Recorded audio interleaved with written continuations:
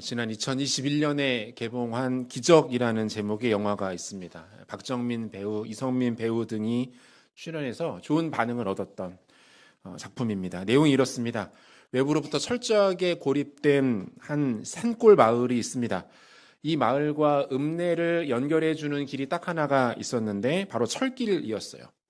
문제는 이 마을에는 역이 없다는 것입니다. 그래서 마을 사람들은 실제 열차가 운행하는 이 철길 위를 위태롭게 걸어서 읍내를 오가야만 했습니다. 당연히 이 과정에서 크고 작은 사고들이 있었죠. 있을만 하면 한 번씩 열차를 피할 수 없는 터널에서 그리고 다리 위에서 인명사고들이 발생합니다. 이 마을에서 태어나서 꾸준히 살고 있는 주인공 준경은 청와대에 50통이 넘는 자필 편지를 보냅니다. 조그만 간이역이라도 좋으니 마을에 역 하나만 만들어 달라는 거예요. 그렇게만 된다면 주민들이 열차를 이용할 수 있고 또한 사고를 막을 수 있었기 때문입니다. 그렇게 영화는 전개가 되고 영화 말미에 이 작은 마을에 역이 드디어 만들어지게 돼요. 오랫동안 고립되어 있었던 이 마을에 열차가 정차하게 됩니다. 외부와의 안전한 그리고 편안한 연결이 가능해지게 된 것이죠. 주민들은 더 이상 불안과 불편을 느끼지 않고 안전하게 마을과 읍내를 오갈 수 있게 됩니다. 이 영화는 경상북도 봉화군에 위치한 양원역이 생겨나게 된 실제 이야기를 모티브로 해서 만들어진 영화이기도 합니다. 이 영화를 쭉 보는 내내 제 안에 하나 의구심이 들었어요. 그 작은 마을에 역 하나가 생기는데 이 영화 제목을 굳이 기적이라고 붙일 필요가 있었을까? 그런데 영화를 쭉 끝까지 보고 나서는 생각이 바뀌었습니다. 이 역이 생기기 전까지만 해도 이 마을은 그리고 주민들은 철저하게 외부와 단절된 상태였었죠.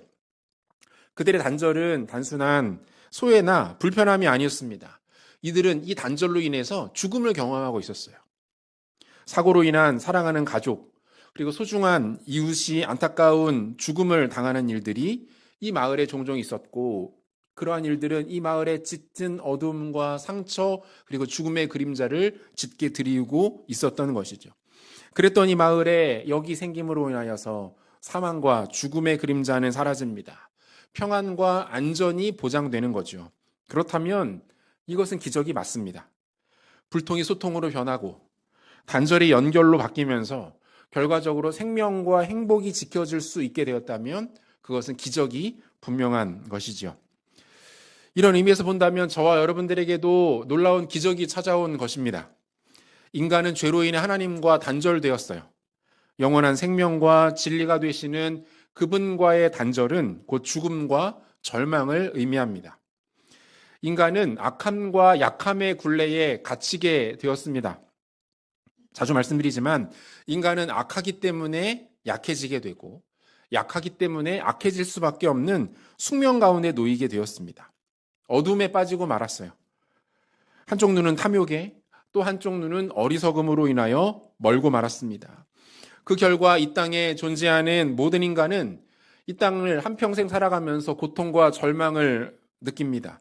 실패와 갈등의 늪에서 한순간도 벗어날 수가 없는 것이죠. 그리고 죽음 이후에는 영원한 저주와 진멸을 향할 수밖에 없는 것, 그것이 인간의 실존입니다. 인류 역사상 그 누구도 이것에서 예외가 되지 못했고 앞으로도 비켜갈 수 없는 인간의 모습이에요. 그런데 그러한 인간에게 한 줄기 소망의 빛이 비춥니다. 단절되었던 관계가 연결됩니다. 미움과 증오가 사랑과 친밀함의 상태로 회복됩니다. 기적이라고 말할 수 있겠죠. 이 기적을 가능하게 만드신 분 누구십니까? 바로 우리의 구주가 되시는 예수 그리스도이신 줄로 믿습니다. 바울은 인간의 실체를 이렇게 설명한 바가 있는데요. 에베소서 2장 2절과 3절입니다. 그때 너희는 그 가운데서 행하여 이 세상 풍조를 따르고 공중의 권세 잡은 자를 따랐으니 곧 지금 불순종의 아들들 가운데서 역사하는 영이라. 전에는 우리도 다 그 가운데서 우리 육체의 욕심을 따라 지내며 육체와 마음에 원하는 것을 하여 다른 이들과 같이 본질상 진노의 자녀이었더니 이렇게 돼 있어요. 눈에 띄는 표현들이 발견이 되죠. 공중의 권세 잡은 자를 따랐다. 무슨 말입니까? 마귀의 노예로 살았다는 거예요. 마귀에게 붙들림 바 된 상태에서 벗어나고 있지 못했다. 본질상 진노의 자녀였다. 하나님의 증오, 하나님의 혐오, 형벌만이 우리 앞에 놓여 있었다라고 말하고 있는 거죠. 그런데 어떻습니까? 기적이 일어나죠. 계속해서 에베소서 2장 4절과 5절 이 부분 같이 읽겠습니다. 긍휼이 풍성하신 하나님이 우리를 사랑하신 그 큰 사랑을 인하여 허물과 죽은 우리를 그리스도와 함께 살리셨고 너희는 은혜로 구원을 받은 것이라. 사랑 그 자체이신 하나님은 자신의 긍휼을 감추실 길이 없었습니다. 하지만 그분은 동시에 공의의 하나님이시기 때문에 인간들에게 있는 죄와 깨어짐의 문제를 그대로 간과하실 수도 없었죠. 하나님의 방법 무엇입니까? 예수 그리스도입니다. 죄가 없으신 예수를 죄인들에게 보내십니다. 죄가 없으신 예수님께 인간의 모든 죄를 뒤집어 씌우십니다. 그리고는 죄가 없으신 예수를 십자가 위에서 죽이시죠. 예수는 그렇게 죄인들을 위한 희생 제물이 되십니다. 죄인들 입장에서는 아무것도 한 일이 없어요. 그들에게는 자격이 없었고 그들에게는 공로가 없었고 그들에게는 어떤 소망도 없었습니다. 하나님이 사랑하셨습니다. 그 사랑의 증거로 예수님을 보내셨어요. 그 예수의 대속적 죽음으로 모든 죄인들에게 있는 죄 문제가 해결된 것이죠. 그래서 죄인들의 입장에서 이 사건은 뭡니까? 은혜, 선물이 되는 것이고 나아가 기적이 되는 것입니다. 주 안에 사랑하는 성도 여러분, 동서고금을 막론하고 모든 인간은 오직 예수 그리스도를 통해서만 생명과 구원에 이를 수 있다라는 사실을 믿으시기를 바랍니다. 다른 길은 없습니다. 또 다른 구원의 방법 그런 거 없습니다. 영생의 비결 존재하지 않아요. 회복을 위한 해법 예수 외에 존재하지 않습니다. 하나님의 독생하신 아들 예수 그리스도만이 구원으로 가는 유일한 길과 진리와 생명이 된다라는 사실을 굳게 믿으시기를 바랍니다. 우리가 절대로 붙들고 의지해야 할 말씀이죠. 요한복음 14장 6절 같이 읽겠습니다. 예수께서 이르시되 내가 곧 길이요 진리요 생명이니 나로 말미암지 않고는 아버지께로 올 자가 없느니라. 바라기는 이 말씀이 영원한 진리이고 소망이며 단 하나의 생명줄임을 믿으시고 이 말씀을 받아들이시고 나의 것으로 삼으셔서 하나님 약속하시는 영생과 기쁨을 누리시는 지혜로운 성도님들 되시기를 소원합니다. 오늘 우리가 함께 나눈 이 본문은 그 기적의 주인공 되시는 예수님께 대한 유명한 구약의 예언 중 하나입니다. 이 놀라운 예언에 담긴 의미들을 함께 묵상해 보기를 원하는데요. 미가 선지자는 기원전 8세기를 전후해서 남유다에서 활동했던 선지자였습니다. 당시 팔레스타인 지역에서 가장 충격적이고 놀라운 사건은 북이스라엘의 멸망 사건이었어요.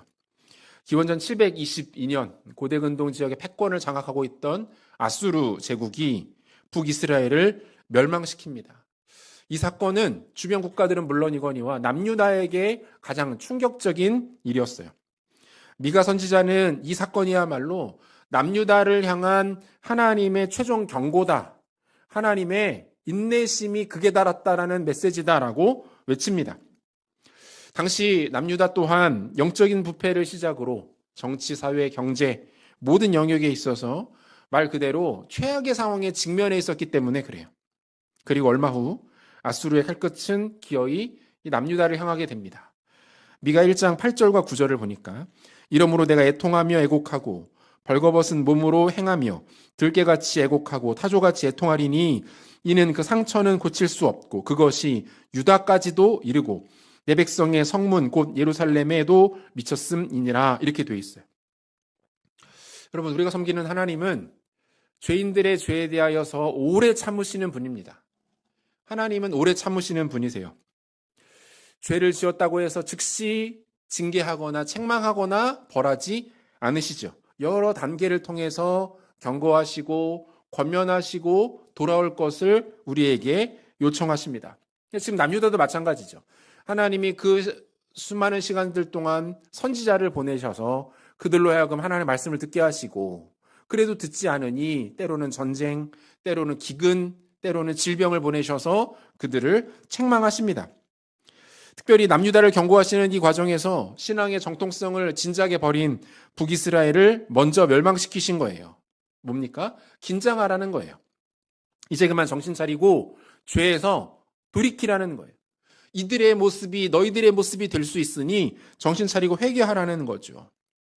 자, 그런데 메시지가 이렇게 끝나버리면 우리가 섬기는 하나님은 타종교의 신과 별반 다를 바가 없습니다. 그죠? 조금 더 인내심이 강한 신, 참을성이 조금 더 많은 신 정도밖에는 되지 않을 거예요. 하지만 우리 주님은 다른 신들과 비교가 불가능한 그런 분이시죠.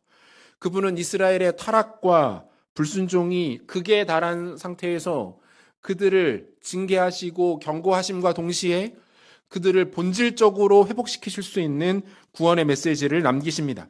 그것이 바로 오늘 우리가 함께 읽은 이 본문의 말씀인 거예요. 오늘 본문 말씀 다시 한 목소리로 같이 한번 읽겠습니다.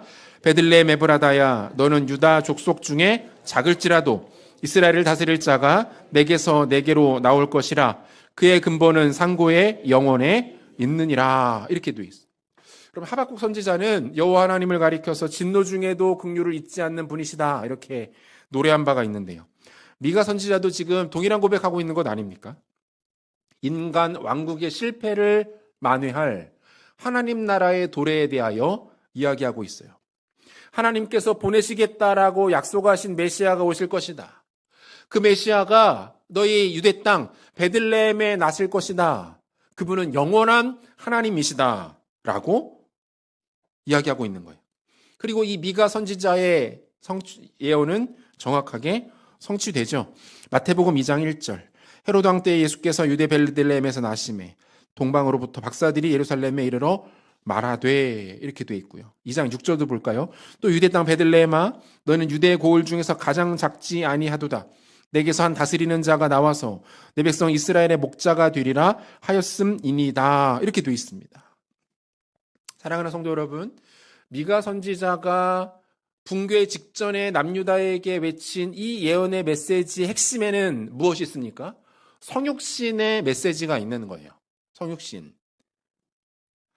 하나님이 인간이 되신 것이죠. 창조주가 피조물로 바뀐 겁니다. 무한하신 분이 유한의 제한된 영역 가운데로 내려오신 사건이에요. 여러분, 이 세상에 있는 그 어떤 종교의 교리와 사상을 뒤져보고 찾아봐도 이와 비슷한 메시지는 발견되지 않아요. 이런 경우는 없는 거예요. 어떤 신이 자신이 직접 만들고 통치하고 다스리는 그 대상과 자신을 동일시할 수 있겠습니까? 그럼 바보 같고 미련한 선택을 왜 어떻게 할 수가 있겠냐는 거예요. 인간이 되신 하나님, 즉 예수님이 이 세상에서 받아들여지지 못했던 이유도 바로 여기에 있는 것 아닙니까? 이 어마어마한 사건을 인간이 자신의 개념과 관념과 이해와 가치로 이해할 수가 없는 것이죠. 예수님이 이 땅에 오셔서 자신을 하나님의 아들이라고 소개했을 때 많은 사람들은 믿지 않았습니다. 오히려 저주하며 욕했어요. 왜요? 받아들여지지가 않는 거예요. 지난 2000년의 교회 역사 가운데도 마찬가지 아닙니까? 하나님이 인간이 되어 우리 가운데 오셨다. 그분이 예수 그리스도이시다라는 기독교 신앙의 핵심적인 진리가 선포되고 있음에도 불구하고 많은 사람들이 여전히 귀를 닫고 이것에 반응하지 않습니다. 하지만 하나님은 우리 가운데 분명하게 말씀하십니다. 예수가 없으면 구원이 없다는 거예요. 성육신 사건이 없으면 하나님께서 인간들을 자신의 소유와 자녀들로 삼으실 수가 없다는 거예요. 그분에게 불가능한 것이 있었는데 그것이 뭡니까? 죄인들을 용납하고 죄인들을 있는 그대로 자녀로 삼으시는 것만큼은 하실 수가 없었다는 거죠. 성육신 사건의 신비이고 핵심 아닙니까? 한 인도 선교사님이 우연한 기회에 그 힌두교 승려와 친구가 되었다고 합니다.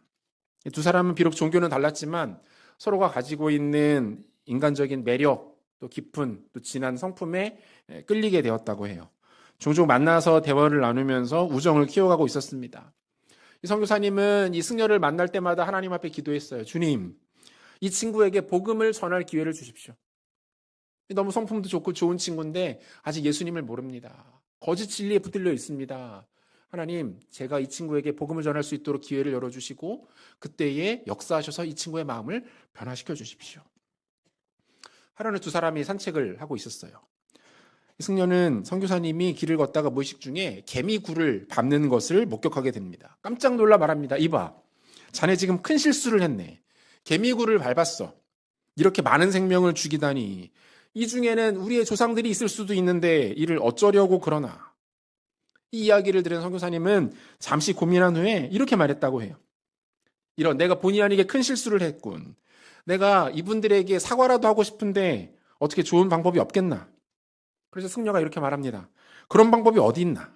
자네가 죽어서 저 개미들로 다시 태어나지 않는 한 자네의 본심을 전할 방법은 없을 것 같은데. 이 말들을 들은 선교사님은 지금이야말로 자신이 이 친구에게 복음을 전할 기회라고 본능적으로 깨닫게 됩니다. 그는 힌두교 승려에게 예수님을 소개하기 시작합니다. 하나님이신 예수님께서 인간을 사랑하셔서 인간들과 마음을 나누고 소통하시기 위해 직접 인간이 되신 성육신 사건에 대하여 이야기합니다. 예수님의 성육신의 의미와 필요성과 목적과 영광에 대해서 소개합니다. 하나님은 그들의 대화 가운데 임재하셨고 그 자리에서 힌두교 승려는 예수님을 영접하고 그리스도인이 되었다는 거예요. 하나님은 반드시 인간의 모습으로 우리에게 찾아오셨어야만 했습니다. 그것은 우리가 이해된다고 해서 받아들이고 납득하기 어렵다고 해서 거부할 수 있는 그런 종류의 메시지가 아닌 거예요. 실제로 성경의 모든 부분이 이 사실을 조명하며 집중하고 외칩니다. 하나님이 인간이 되셨다. 그분은 곧 예수 그리스도이시다. 그렇다면 그 예수님은 우리 가운데 어떠한 모습과 자격으로 오셨을까요? 좀 더 구체적으로 한번 살피도록 하겠습니다. 두 가지로 정리합니다.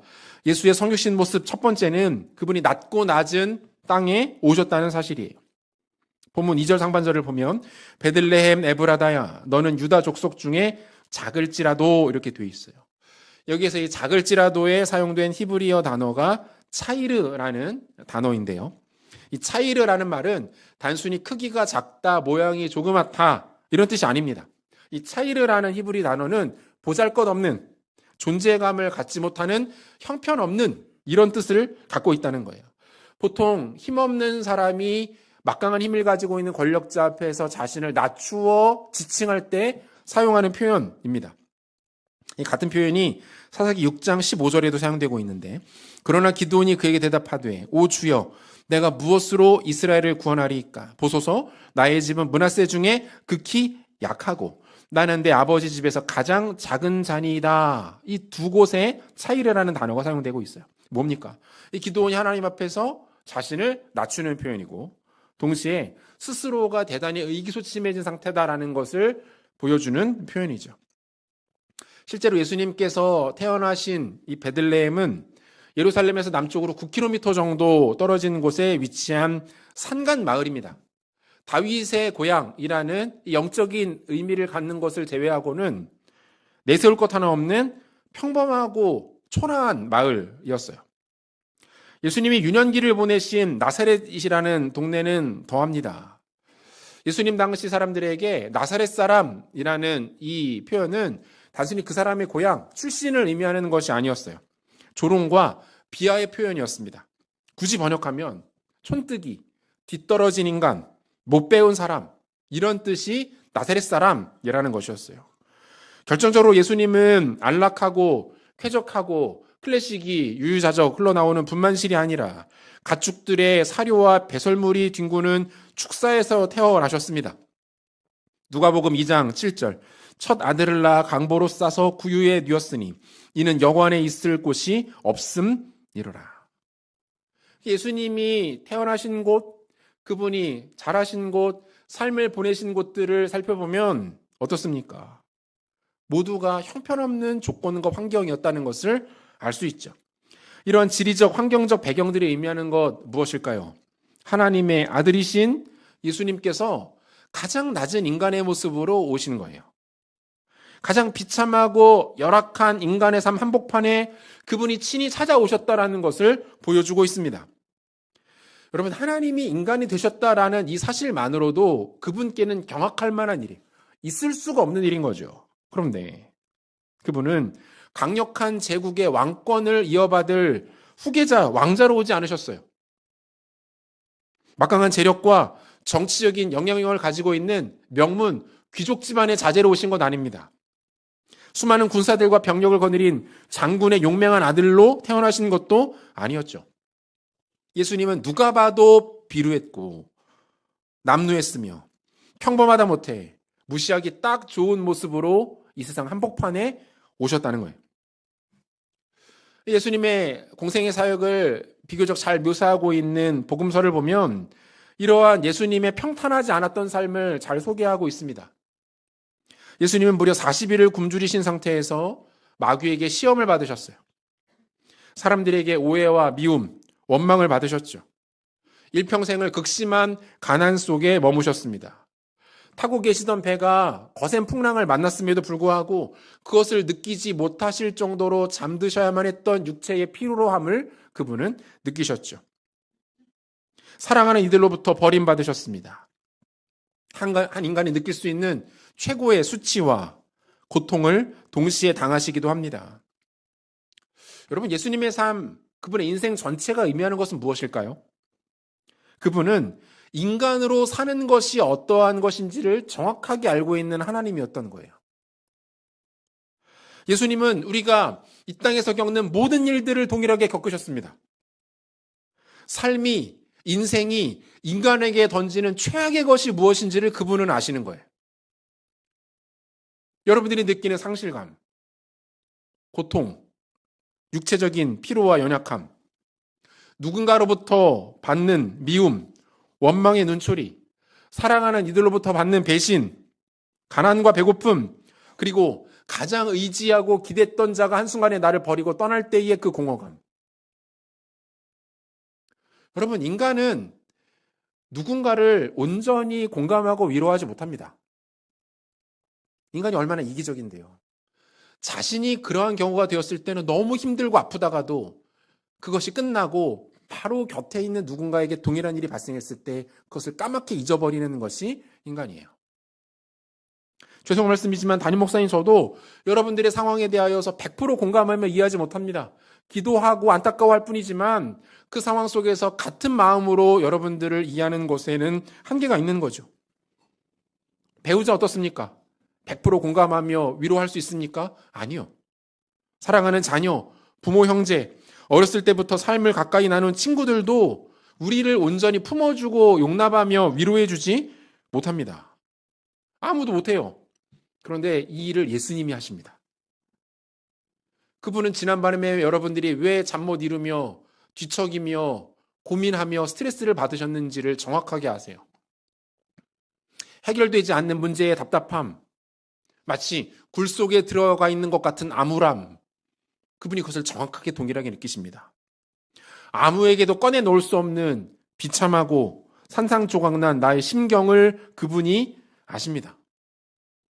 그분이 친히 낮아지신 이유, 인생 가운데 오셔서 모든 고통과 질고를 겪으신 이유, 가장 비천하고 남루한 모습으로 우리와 같은 모양이 되신 이유가 바로 이 때문이에요.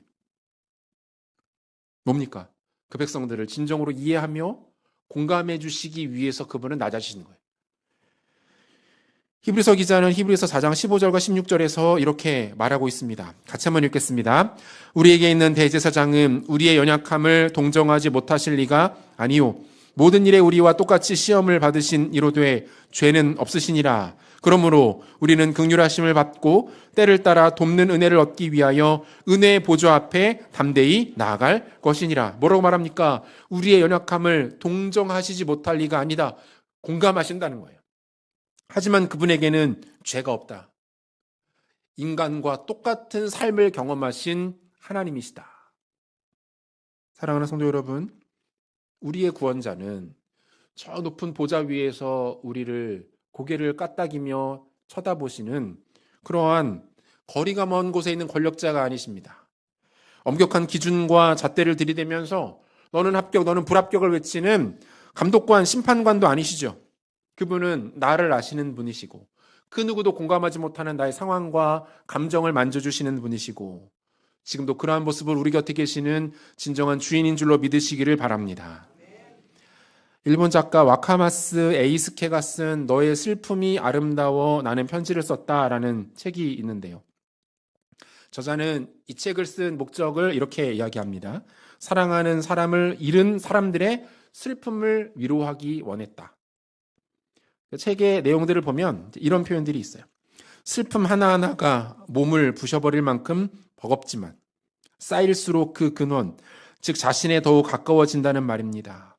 그러면 슬픔을 이겨낼 힘도 내 안에서 찾을 수 있게 됩니다.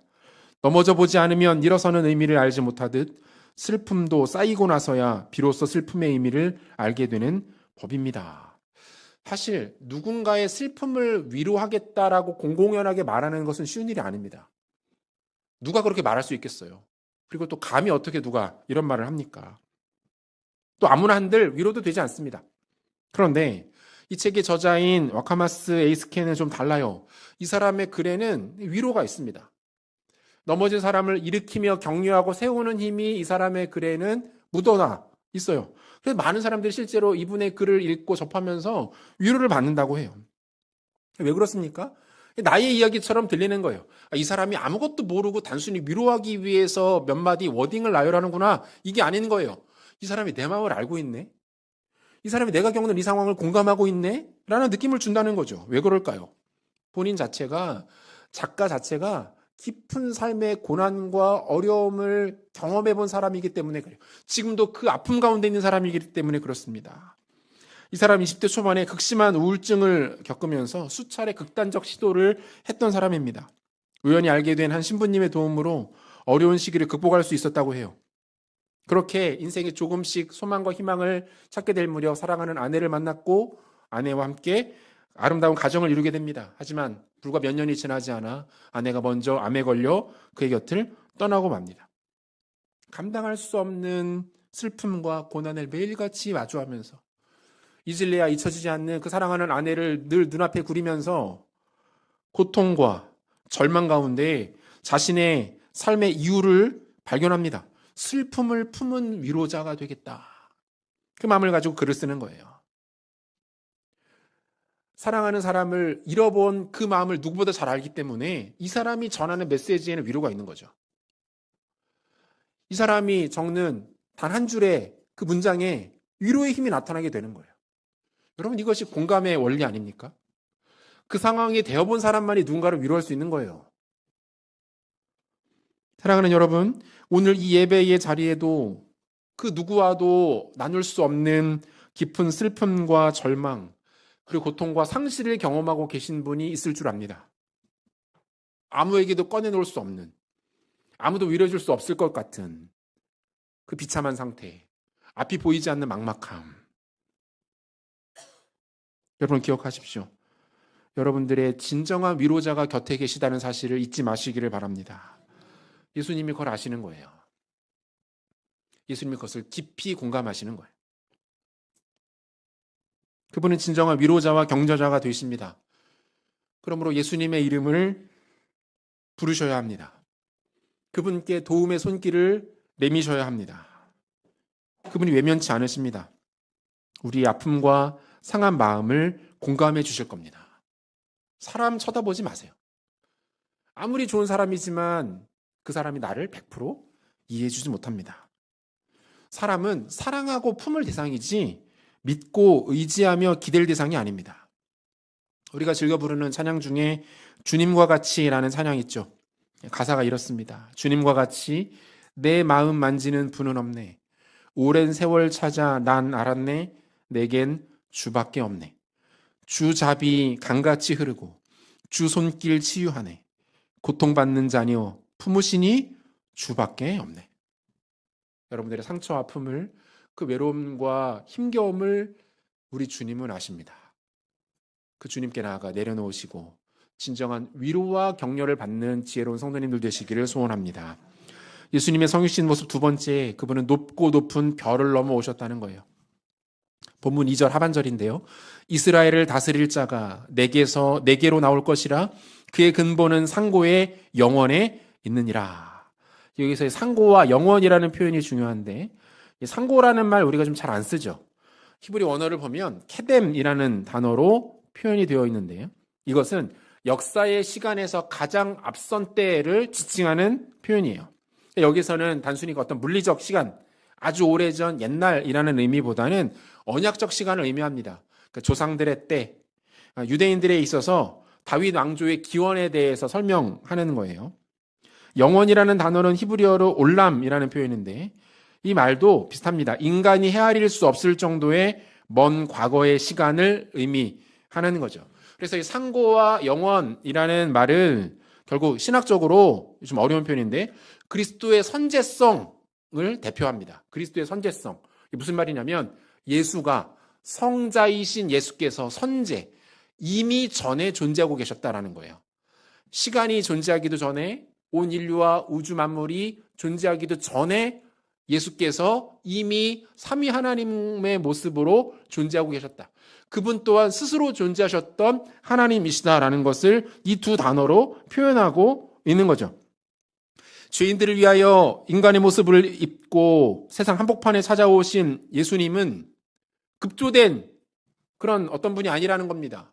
필요에 의해서 빠르게 창조된 또 다른 피조물이 아니라는 거예요. 그분은 영원 전부터 스스로 존재하고 계셨던 하나님이시라는 것을 이 두 단어로 표현하고 있는 거죠. 따라서 어떻습니까? 그분은 단순히 우리의 아픔에 대하여 위로하고 공감하며 격려만 하시는 분이 아닙니다. 만약 우리가 진짜 공감과 격려와 위로만을 원한다면 여러분 오은영 박사님 찾아가면 더 빠를 수 있어요. 김창옥 씨 힐링 콘서트 이런 데 가서 한번 웃고 오면은 마음이 시원해질 수도 있을 겁니다. 그런데 우리 가운데 진짜 필요한 건 그런 거 아니죠. 우리에게는 우리가 가지고 있는 문제, 아픔, 막막함, 해결되지 않는 산적해 있는 어려움, 이것을 근본적으로 해결해 주실 분이 필요한 것 아닙니까? 이 부분에 대해서는 이사야 선지자가 소개하고 있는 메시아의 모습에 주목해 볼 필요가 있는데요. 이사야 9장 6절입니다. 이사야 9장 6절 한 목소리로 같이 읽겠습니다. 이는 한 아기가 우리에게 낳고 한 아들을 우리에게 주신 바 되었는데 그의 어깨에는 정사를 메었고 그의 이름은 기묘자라 모사라 전능하신 하나님이라 영존하시는 아버지라 평강의 왕이라 할 것이라. 나눌 것이 굉장히 많은 구절이지만 오늘은 한 곳만 살피겠습니다. 기묘자와 모사. 기묘자와 모사. 영어 성경은 이 부분을 원더풀 카운셀러라고 이렇게 번역을 해 놓았는데 이 영어 성경의 번역은 좀 의미가 좀 약합니다. 히브리 원어를 보면 펠레 요예츠라고 돼 있어요. 펠레 요예츠. 이 펠레라는 단어는 초자연적인 기적, 그러니까 인간의 이해와 상식을 넘어서는 절대적인 힘, 신비 이런 것을 뜻하는 것이고 요예츠는 단순한 조언자나 상담가가 아니라 국가의 운명을 책임지는 최고의 전략가 또는 지휘관을 뜻하는 표현이에요. 그러니까 펠레 요예츠 이 두 단어를 조합하면 어떤 뜻이 됩니까? 초자연적인 권능과 영광을 가지고 그 백성들의 운명을 온전히 책임지는 지혜로운 주권자 이런 뜻이 되는 거예요. 사랑하는 성도 여러분, 펠레 요예츠 바로 이분이 저와 여러분들이 섬기며 모시고 있는 우리 주 예수 그리스도라는 사실을 믿으시기를 바랍니다. 예수님 어떤 분이세요? 그분은 우리가 우리의 문제와 연약함과 아픔을 가지고 나아갔을 때 반드시 피할 길을 내주시는 분입니다. 해결책을 주시는 분이세요. 예수님은 문제를 우회하거나 위험에 대하여 회피하는 분이 아닙니다. 복음서의 여러 장면을 통해서 우리는 예수님께서 문제를 어떻게 다루시는지, 결핍을 어떻게 해결하시는지, 그리고 여러 도전에 대하여 어떻게 반응하시는지를 확인할 수 있습니다. 장래 행렬을 만드신 예수님은 어떻게 반응하십니까? 단순히 찾아가 유가족들을 위로하시고 그들에게 힘을 주신 정도가 아니죠. 그 죽음의 세력을 막아서십니다. 죽음 가운데 생명을 만들어내십니다. 어둠의 권세가 꺾이게 하시고 그 가운데 생명의 빛이 비추도록 하십니다. 38년간 막연한 치유만을 기다리고 있던 자를 보셨을 때는 어떻게 하셨습니까? 그 자리에서 즉시 그를 말씀으로 고치시고 그를 일으켜 세우십니다. 들에서 굶주렸던 수만 명의 사람들을 그 즉시 배불리 먹이셨고 악하고 더러운 귀신들은 그 존재만으로 벌벌 떨게 만드셨습니다. 교만과 완악함으로 예수님을 업신여기던 자들은 몇 마디 대화를 통해 그들을 부끄럽게 만드셨어요. 예수님은 펠레 요예츠, 기묘자와 모사이셨습니다. 그분은 그 백성들이 가지고 있는 수많은 문제와 아픔 가운데로 직접 뛰어들어 가셨고 그들을 위로하며 격려하시며 품으실 뿐만 아니라 그들의 문제, 어려움, 결핍에 대하여 가장 명확하고 확실한 답과 길을 내신 분이라는 거예요. 사랑하는 성도 여러분, 높고 높은 별을 넘어 우리 가운데 오신 이분의 놀라운 능력과 은혜를 경험하기 위해서는 우리에게 아주 중요한 두 가지 조건이 필요한데요. 하나는 나 자신에게 문제가 있다라는 것을 깨닫는 거예요. 나에게 결핍이 있다라는 것을 인정하는 거죠. 내 스스로 나의 문제, 내가 만난 그 일들을 해결할 수 없다라는 것을 인정하는 것이 시작입니다. 우리는 이것을 가리켜서 겸손이라고 불러요. 겸손은 기묘자와 모사, 펠레 요에츠를 향한 우리의 초대장입니다. 둘은 그분이 나를 능히 변화시킬 수 있다라는 것을 신뢰하고 그분께 나아가 도움을 청하는 겁니다. 우리는 이것을 다른 말로 믿음이라고 부르죠. 겸손히 나의 연약함과 한계를 인정하고 하나님, 이것을 해결하실 수 있는 분이 주님이십니다. 저를 도와주십시오. 제 삶을 다스려 주십시오. 제 삶을 주님께 내어 맡깁니다. 라고 고백하는 거예요. 여러분, 이 믿음의 문을 열어놓지 않으면 그분은 우리 삶의 한복판으로 들어오실 수가 없는 것이죠. 이 시간 바라는 것은 겸손과 믿음으로 전능하신 주님, 그 완전하신 하나님, 그분의 능력과 영광과 은혜를 온전히 경험하며 누리시는 지혜로운 성도님들 되시기를 소원합니다. 말씀을 맺으려고 하는데요. 우리가 사랑하는 찬양 중에 찬송가 304장, 그 크신 하나님의 사랑이라는 찬양이 있죠. 1절 가사가 이렇습니다. 그 크신 하나님의 사랑, 말로 다 형용 못하네. 저 높고 높은 별을 넘어 이 낮고 낮은 땅 위에 죄 범한 영혼 구하려 그 아들 보내사 화목제물 삼으시고 죄 용서하셨네. 오늘 설교 제목도 이 찬양에서 가지고 오는 것인데요. 사랑하는 성도 여러분, 저 여러분들을 향한 이 하나님의 사랑의 정점, 사랑의 하이라이트, 사랑의 압권은 우리 가운데 주어진 어떤 상태가 아니에요. 기도가 응답되고 문제가 해결되고 내 삶이 조금 나아지는 정도로 그분의 사랑을 측량하거나 재단할 수 없습니다. 만약에 그렇다면 반대 상황에는 곤란해지는 거예요. 우리가 주님을 잘 섬기고 신실하게 반응할 때는 하나님도 우리를 사랑하시겠지만 그렇지 않을 때는 방법이 없는 거죠. 하나님의 사랑의 정점은 우리에게 허락되어지는 어떤 상태 또는 우리가 느끼는 어떤 감정이 아닙니다. 예수 그리스도 그분 자체가 하나님의 위대한 사랑이며 우리를 향한 다함없는 그분의 선물인 줄로 믿으시기를 바랍니다. 하나님은 자신의 영광스럽고 존귀한 사랑을 나타내시기 위해서 하나밖에 없는 아들 예수님을 주셨습니다. 자기 자신을 내어주시는 거예요. 자신이 가지고 있는 많은 것 중 일부, 많은 것 중 좋은 것을 떼어주시는 것이 아니라 그분 자신을 주셨고 전부를 떼어주시는 것입니다. 겸손히 그분 앞에 나가면 우리는 위로를 받습니다. 그분의 능력을 믿으면 우리의 문제는 해결됩니다. 우리는 하나님 그분이신 예수 그리스도를 선물로 소유로 받게 됩니다. 이 놀라운 은혜를 누리시고 겸손히 주 예수 그리스도의 이름을 부르며 믿으며 따라가시는 지혜로운 성도님들 되시기를 우리 구주 예수 그리스도의 이름으로 축원합니다.